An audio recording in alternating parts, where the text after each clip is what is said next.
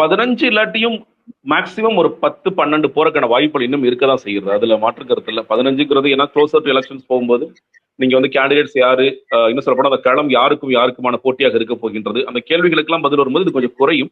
ஆனா நீங்க சொல்ற மாதிரி அது ஒரு 10க்கு மேல அது அது வந்து அப்படியே ஸ்டேபிளா இருக்கு. ஒரே ஒரு காரணம் தான், நீங்க அந்த கூட்டத்திற்கு விஜய் என்ற ஒருவர் வெளியே வந்து பேச வேண்டிய அவசியம் எல்லாம் இல்ல.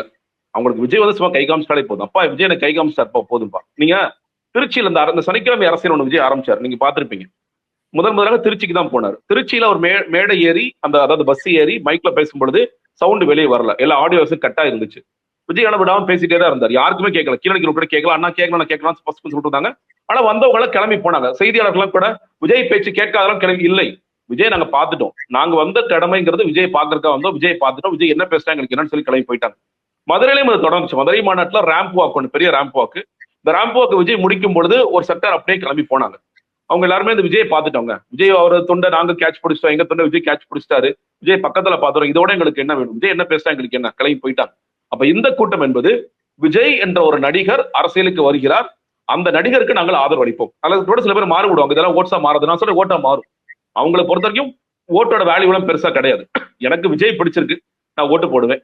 விஜய் தான் எனக்கு சரியான தலைவர். விஜய் என்ன அரசியல் முன்வைக்கிறார், விஜய் என்ன கொள்கையை முன்வைக்கிறார், விஜய் மற்றவர்கள் எப்படி மாற்றாத இருக்கிறார், அது எதுவுமே எனக்கு தேவையில்லை. விஜய்ங்கிற நடிகர் என்டர்டெய்னர் எனக்கு குஷிப்படுத்திருக்காரு, எனக்கு சந்தோஷப்படுத்திருக்காரு. அதற்கு கைமாறாக நான் வந்து அவருக்கு ஓட்டு கொடுப்பேன், அவ்வளவுதான், வாக்களிப்பேன். அந்த வேல்யூ ஆஃப் ஓட்டு எல்லாம் நீங்க போய் அவர்கிட்ட டீட்டெயிலாம் பேசினா அதெல்லாம் எதுவுமே புரியாது. அது புரிய வேண்டிய அவசியம் இல்லை. கட்சியும் அப்படிதான். நீங்க இந்த விஜயோடைய வெற்றி என்ன தெரியுமா, பொலிட்டிக்கலா இந்த கூட்டத்தை அப்படியே வச்சிருக்கிறதா. இவங்க எல்லாம் பொலிட்டிசைஸ் பண்ணிட்டீங்கன்னா இவங்க கொஞ்சம் சிந்திக்க ஆரம்பிச்சானா விஜய் ஓட்டு விளங்கிடுவான். ஐயோ என்ன இவ்வளவு இருக்கு அரசியல், அரசியல் இப்படியா, சட்டமன்றம் தான் இதுவா, நாடாளுமன்றம் தான் இதுவா, இவ்வளவு பிரச்சனைகள் இருக்கா, மக்கள் பிரச்சனை இவ்வளவு துறைகள் இருக்கா, இவ்வளவு இஷ்யூஸ் இருக்கான்னு பேச பேச அவன் பொலிட்டிசைஸ் ஆனதான் வெளியே போயிடுவான். விஜயோட வெற்றி சூச்சம் அந்த 10% என்பது விஜயோட ரசிகர்களாக இருப்பவர்கள், அரசியலை கற்றுக்கொள்ள விரும்பாதவர்கள், விஜய் என்ன சொன்னாலும் சரி, விஜய் தான் அரசியல்வாதி, விஜய் தான் கிரேக்க அரிஸ்டாட்டல், விஜய் தான் வந்து எல்லாமே அப்படின்னு நினைக்கின்ற அந்த கும்பல் என்பது இருந்து கொண்டேதான் இருக்கும். அவர்களுக்கு கரூர் ஸ்டாம்பிங் நடந்தா என்ன, விஜய் சிபிஐல கூப்பிட்டா என்ன, ஜனநாயகன் படம் வந்தா என்ன, வராட்டி என்ன, அது எந்த பத்தியும் அக்கறையும் கவலையும் இல்லை. விஜய் எங்களுக்கு பிடிச்சிருக்கு.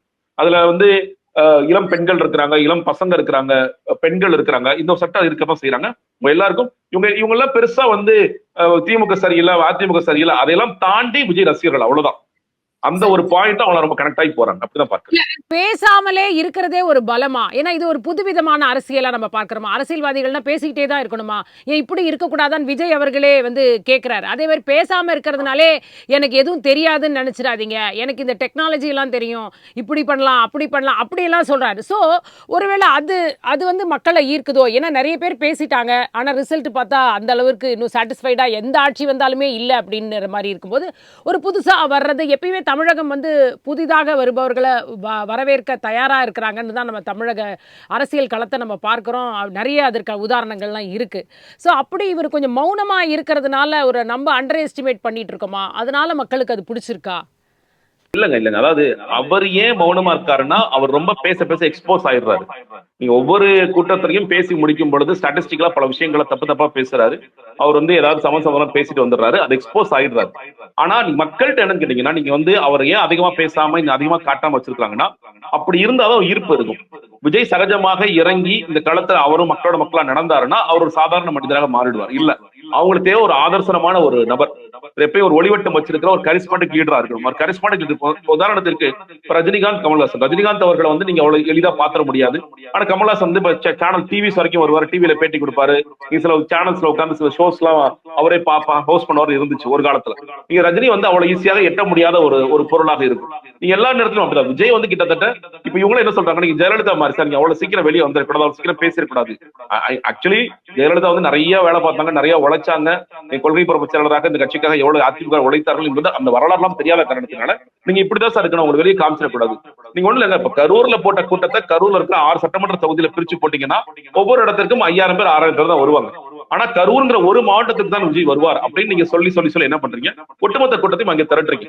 திருச்சிங்கிற ஒரு மாவட்டத்துக்கு தான் வருவார், திருச்சியில இருக்க சட்டமன்ற தொகுதிகளுக்கு வருவாய் மாவட்டத்துக்கு விஜய் வரமாட்டார். சென்னையில இருக்கிற ஒரு பகுதிக்கு தான் வருவார், எல்லா பகுதிகளுக்கும் போக மாட்டார். இப்ப என்ன ஆயிடுதுன்னா, விஜய் பார்த்தது இல்ல, விஜய் பார்த்தே ஆகணும் போல கட்டாய மாதிரி ஆயிடுது. சில நேரங்கள்ல சில இங்கிலீஷ் படங்கள் நமக்கு புரியவே புரியாது. படத்தை பார்த்தாதான் நீ அறிவாளிங்கிற மாதிரியான ஒரு தோற்றம் நெரேட்டிவ் வந்துடும். அதனால நம்ம இங்கிலீஷ் படத்தை பார்த்து சூப்பரா இருக்கு நானும் பார்த்துப்பா அந்த மாதிரி ஆயிடும். அதே மாதிரி விஜய்ங்கிற ஒரு நபர் நம்ம பார்க்கலன்னா புகழ சமுதாயம் கோச்சுக்கும் போல இருக்கு. அதனால விஜய் போய் பார்த்துருவோம்.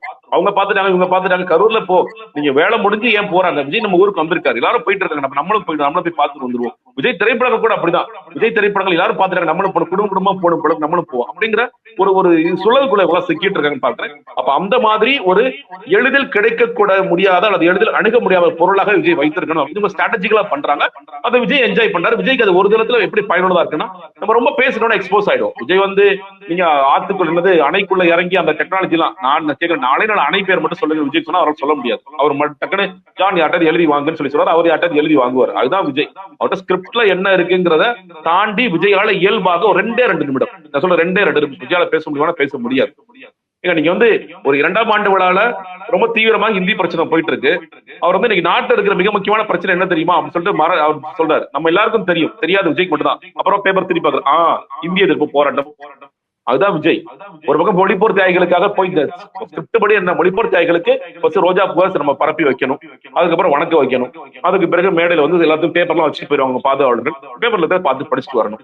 இதை தாண்டி விஜயாக இயல்பாக விஜய் இந்த பிரச்சனையை புரிந்து கொண்டு, இந்த பிரச்சனையோட மையக்கரு இதுதான், இந்த பிரச்சனை இப்படிதான் தீர்க்கப்பட வேண்டும் ஏதாவது பேசிருக்காருன்னா பேச மாட்டார், பேச முடியாது. ஏன்னா அவருக்கு இயல்பாகவே பெரிய அரசியல் ஆர்வம் எல்லாம் இல்ல. இந்த இடத்துல நம்ம ஒரு வேஷம் போட்டிருக்கோம், ஏதோ இந்த முதலமைச்சர் பொறுப்புக்கு ரொம்ப இயல்பா கிடைச்சிரும் போல இருக்கு. நம்ம சுத்தி இருக்கிறவங்க சொல்றாங்க, சார் நீங்க தான் சிஎம், நீங்க தான் சிஎம் சொல்லி சொல்றாங்க. அதை மட்டுமே நம்பி அவர் வாழ்ந்து இருக்கக்கூடிய ஒரு ஜீவனாக இருக்கின்றார்.